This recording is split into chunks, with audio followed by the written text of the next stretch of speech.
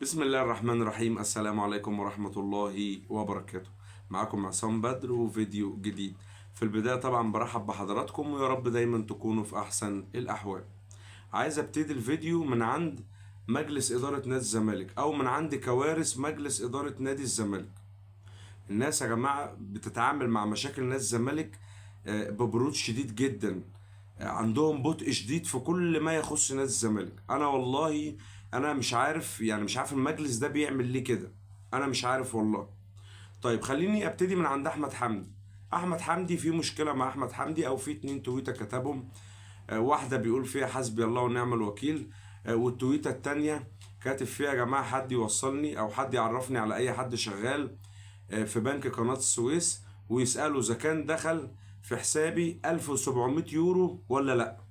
طيب أنا عايز قبل ما أروح لخطأ أحمد حمدي، عايز أتكلم على البطء بتاع مجلس الإدارة. أحمد حمدي بقاله فترة كبيرة بيقول إن هو عايز يسافر ألمانيا عشان يطمن على إصابته. أنا برضو مش عارف مش أول ولا آخر لاعب جاله صليبي. مش شايف الموضوع بتاع أحمد، أنا مش عارف ليه موضوع أحمد حمدي كبير قوي كده. وبرضو عندي علامة استفهام على الدكتور محمد أسامة. أول مرة في حياتي أنتقد الدكتور محمد أسامة، لأن الدكتور محمد أسامة من الأطباء الشاطرين اللي هم شايفين شغلهم داخل ناس الزمالك بجد. هو شاطر في مهنته. انا مش فاهم ايه اللخبطه اللي في اصابه احمد حمدي. طيب المفروض اللي كان يحصل من مجلس الاداره ايه؟ اللاعب عنده مشكله او اللاعب عايز يسافر المانيا، فبالتالي لازم تكاليف السفر تتوفر مع اللاعب عشان يسافر بيها. لازم نادي الزمالك يحجز الطيران لاحمد حمدي والدكتور محمد اسامه. وبالمناسبه هو اللاعب سافر المانيا خلاص. طيب المفروض انا اتعامل مع المشكله من بدري. المفروض اتواصل مع اللاعب. طيب انت ايه المشكله اللي عندك يا احمد؟ او انت كاتب ليه كده على النت؟ او انت بتتحاسبن على مين؟ لازم اتواصل مع اللاعب. اللاعب عنده مشاكل، عنده مشاكل طبعا. وحال احمد حمدي من حل لعيبه كتير موجوده في نادي الزمالك. المفروض اتواصل مع اللاعب، اكلم اللاعب. انما لا، لازم بقى خلاص. ما هو دلوقتي في فراغ اعلامي. الناس دلوقتي مشغوله مع النادي الاهلي، او الاعلام مشغول مع النادي الاهلي في كاس العالم، وكلهم بيغطوا اخبار النادي الاهلي. فانا ازاي بقى كزمالك ما اعملش مشكله؟ لا. ازاي كزمالك اسيب الدنيا كده ساكته من غير مشكله ومن غير اي حاجه؟ وانا ليه اوصل نفسي للناس ان انا كل شويه حد ينتقدني؟ ليه؟ انا ليه اوصل نفسي لكده؟ ليه بوصل نفسي ان انا بعمل اخطاء والناس بتطلع تهاجمني؟ طيب انا واحد من الاشخاص المحبين لناس الزمالك طبعا. انا لما بشوف حد بيتكلم عن ناس الزمالك او بيسخر من ناس الزمالك انا بنتقده. ما بسكتش على طول، انا بطلع انتقده. طيب انا كنادي الزمالك ليه ما تواصلش مع اللاعب واقطع كل الكلام ده وامنع كل الكلام ده على الاعلام وعلى الناس؟ ليه؟ لا، ما ينفعش نقعد من غير ما نعمل مشاكل. طيب اللاعب قلنا ان هو عايز يمشي او عايز يسافر. طلع علينا لما احمد حمدي بقى خلاص كتب التويتات دي. طبعا تواصل احد المسؤولين من مجلس اداره نادي الزمالك وطلع وقال ان هو كان في اصلا مجلس اداره او كان في اجتماع مجلس اداره نادي الزمالك. نشروا بيان، او خليني اقول لك سربوا بيان الجديد بقى بتاع نادي الزمالك. سربوا بيان ان هم بيقولوا ان احنا ان احنا خلاص دفعنا تكاليف السفر لاحمد حمدي والكلام ده كله، واللاعب كمان سافر المانيا او اللاعب هيسافر المانيا. طيب رقم واحد، احقاقا للحق. انت هنا مش هتسمع غير الحق، انا مش هقول غير الحق. البيان اللي انت حضرتك نشره، انت بتقول اللي انت وافقت فيه على ان نادي الزمالك يتكفل بمصاريف او تكاليف سفر احمد حمدي لالمانيا. ده رقم واحد. رقم اتنين، هو انت ليه ما حلتش الازمه دي من بدري؟ ليه ما تواصلتش مع اللاعب وخلصت المشكله دي من بدري؟ ليه لازم تعمل وش ولازم يبقى في عندكم برود شديد كده؟ انا مش فاهم. انا مش عارف الناس في مجلس الاداره عايزه توصل الجمهور لايه بالظبط. انا مش فاهم. رقم ثلاثة وهي الأهم بقى، من إمتى وسياسة نادي الزمالك إن أنت بتسرب اجتماع مجلس إدارة؟ انت يوم ما تسرب اجتماع مجلس اداره، طب سرب لما تسرب بيان الاجتماع مجلس الاداره سرب البيان صح. سرب البيان اللي انت بتقول ان انت دفعت تكاليف السفر بتاعت احمد حمدي. البيان اللي انت سربته انت كاتب فيه ان انت وافقت على تكاليف تحمل نادي الزمالك تكاليف سفر احمد حمدي الى المانيا. من امتى ونادي الزمالك بيلتجئ للاساليب دي؟ من امتى ونادي الزمالك بيسرب المعلومات كده، او بيسرب مجالس الاداره بالشكل ده؟ يعني هو يا جماعه في ايه؟ هو انتم موجودين في النادي بتعملوا ايه؟ انا مش فاهم انا. انتوا ليه بتكبروا الدنيا وليه والله العظيم الواحد يعني بص هينفجر خلاص من اللي بيحصل ده. الجمهور متحمل حاجات كتير. الجمهور اتحمل موسم صعب. في نهاية الموسم ربنا يعني وفقكم عشان خاطر الجمهور، وقدرتوا ان انتوا تاخدوا كاس مصر عشان خاطر الجمهور ودعوات الجمهور. هو انتوا ليه مش شايفين المشاكل بتاع فريق كرة القدم بتاع داخل نادي الزمالك؟ هو انتوا ليه كل مشكلة عندكم يعني من الاخر كده بتنفضوا؟ انتوا بتنفضوا ليه؟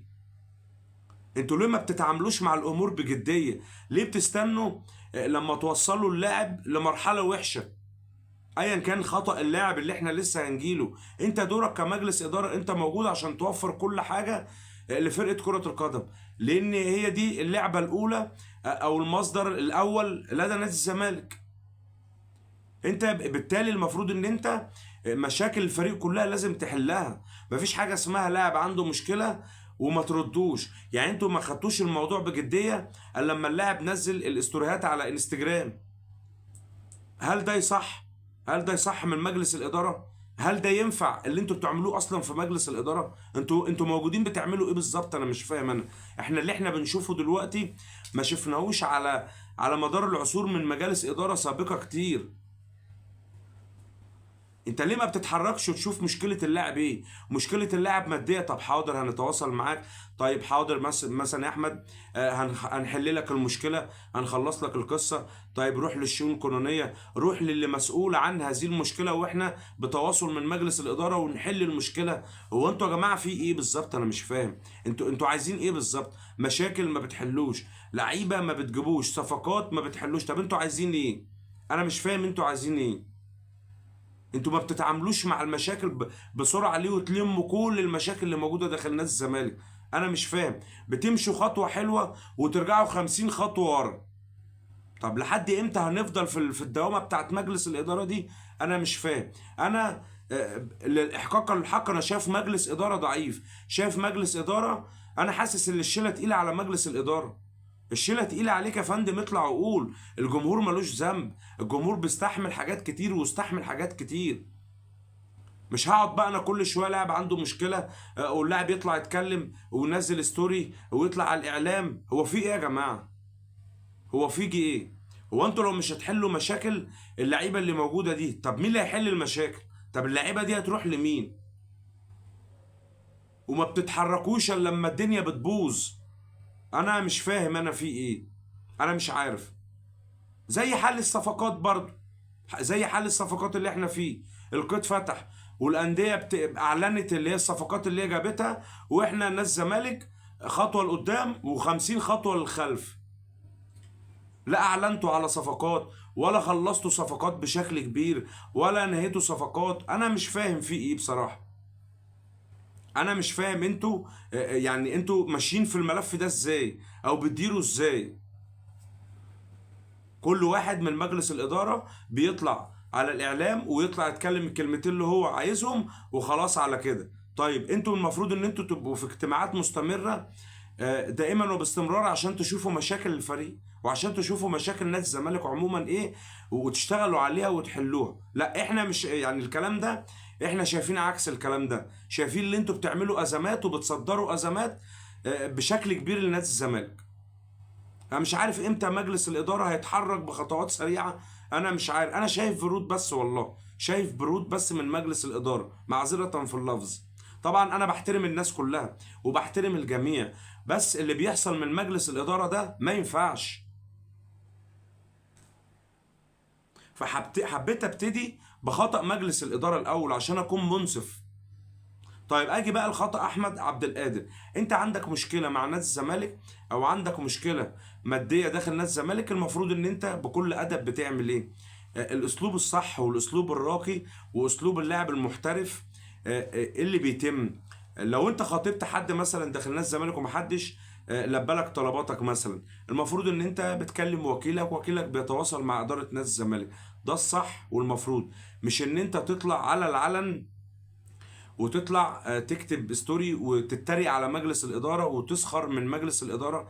طيب ما هو انت لاعب داخل نادي الزمالك، انت ليه بتحط نفسك، ليه بتحط نفسك في صدام مع مجلس الاداره؟ او بلاش يا سيدي مجلس الاداره، ليه بتحط نفسك في صدام مع الجمهور؟ الجمهور بيحبك وملقبك بالكابتن ماجد، والجمهور شايلك فوق دماغه، والجمهور يعني انت عند الجمهور ليك قيمه كبيره. فانت ليه يعني حتى انت وان كان ليك انت الحق، يعني انت ليه تتصرف بالشكل ده؟ طيب فبناء على تصرفات احمد عبد القادر، نادي الزمالك طلع بيان ان هو حول احمد عبد القادر للتحقيق. طيب انت حولت احمد عبد القادر للتحقيق، طب بعد كده ايه اللي هيتم او ايه المشكلة؟ وبعدين اللاعب لما اللاعب بتوصل بيه المرحلة للدرجة من السخرية دي، انا شايف ان لا، احمد عبد القادر اخطأ خطأ كبير. انا ابتديت بمجلس الاداره لان مجلس الاداره تجاهل المشكله بتاعتك واديتك حقك وكل حاجه. بس المفروض انت تحترم الجمهور. انت لو في ازمه بينك وبين مجلس الاداره، الجمهور ملوش دعوه، الجمهور ملوش ذنب، الجمهور ليس له علاقه بالازمات. فالمفروض ان انت كلاعب كبير، والمفروض ان انت كلاعب موجود داخل نادي الزمالك لازم تتعلم يعني ايه سياسة الازمات، لازم تتعلم يعني ايه احل المشكلة ازاي، يعني بدون وجه لا يليق بنادي الزمالك زي اللي انت عملته ده. السخرية والتريقة على نادي الزمالك دي يعني بالشكل ده انت مش هتكمل داخل نادي الزمالك بالشكل اللي انت عملته ده. فنتمنى من مجلس الإدارة إن يبقى في تلبية سريعة لطلبات أو مشاكل نادي الزمالك. لأن خلاص يا جماعة بجد الكل طفح، والله العظيم الكل طفح خلاص. الناس يمكن استحملنا بما فيه الكفاية.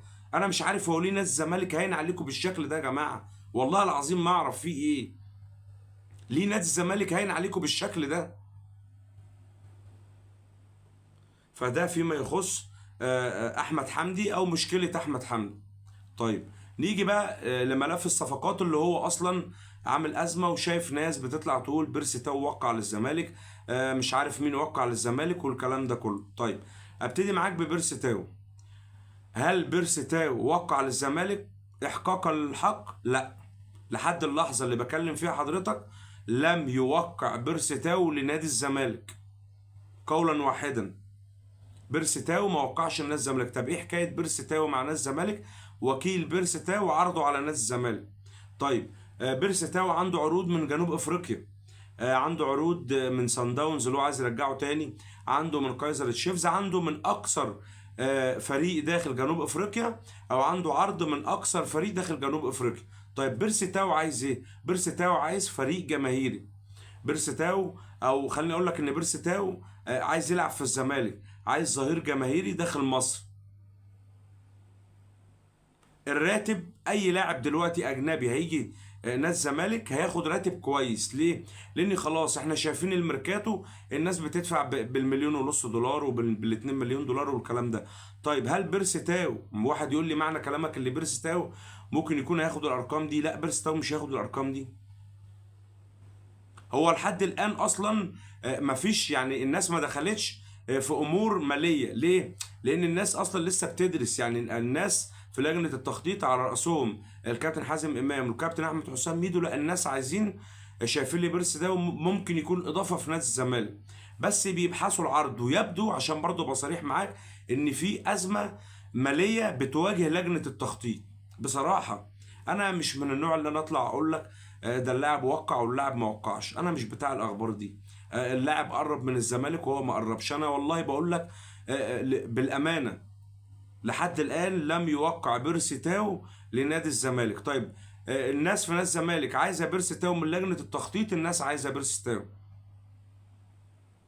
فدلوقتي التفاوض شغال بين لجنه التخطيط وبين وكيل بيرسي تاو على بقى ازاي، يعني هل الناس هترحب بفكرة ان بيرسي تاو ينضم ولا لا؟ فخلينا نشوف ايه اللي هيحصل في هذا الملف في الساعات القليلة القادمة. انما بيرسي تاو لحد الان لم يوقع لنادي الزمالك. طيب ده فيما يخص بيرستاو. نيجي لاحمد عبد القادر. كلنا عارفين ان احمد عبد القادر عنده مشاكل مع النادي الاهلي، ما سافرش مع البعثه لكاس العالم للانديه.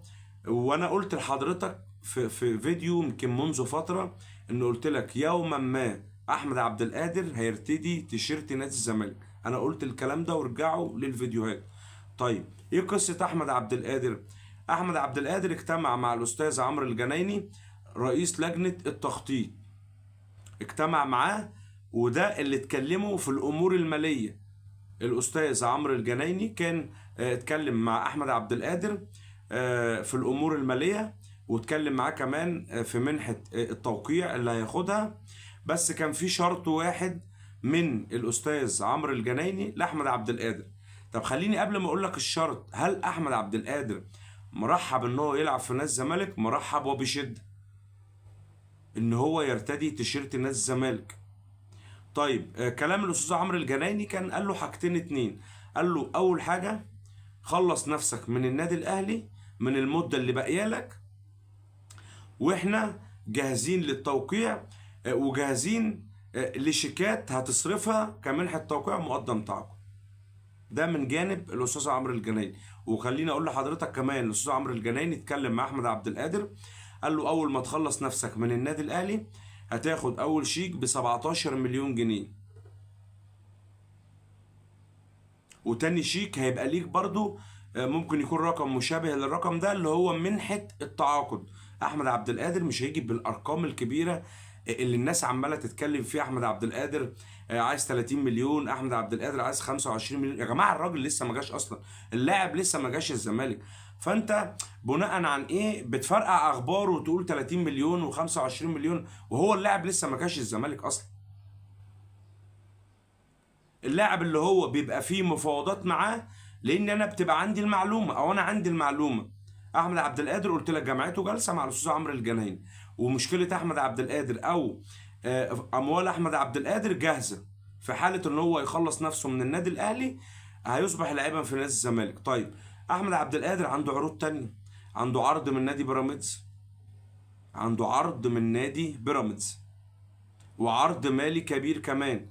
وكمان خليني اقول لحضرتك ان نادي بيراميدز تواصل مع احمد عبد القادر، قال له في حاله ان انت لو عندك الرغبه ان انت تنضم لفريق بيراميدز هم هيتفاوضوا مع النادي الاهلي ويشتروا المده او يعني احمد عبد القادر فاضله على ما اعتقد سنه تقريبا في عقده مع النادي الاهلي.